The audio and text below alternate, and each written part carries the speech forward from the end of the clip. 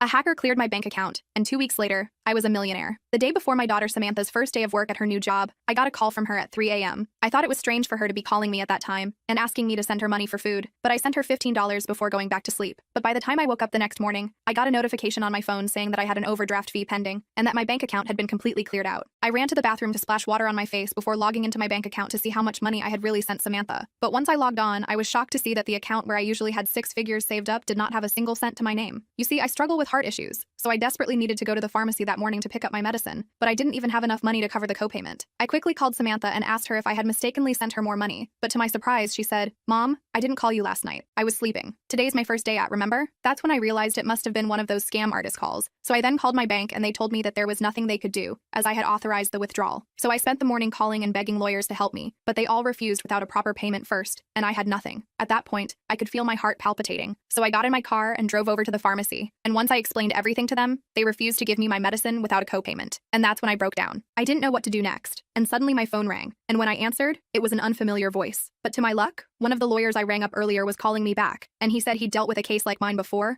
and had been successful in getting the money back. He issued me a temporary debit card so I could pay for my needs, and then I drove to his office. Within a week, he was able to figure out who had stolen my money, and as it turns out, my information was stolen using some secret chip reader at a gas station. From there, the hacker just needed to get a recording of my voice to authorize all bank transfers and get my money. The lawyer was able to track him down, and it was some 20-year-old kid in Miami who was also selling and advertising a get-rich-quick course on his social media. Not only was he trying to teach other kids to hack, he was stealing all of their identities. Within just the last week, he had stolen well over $1 million.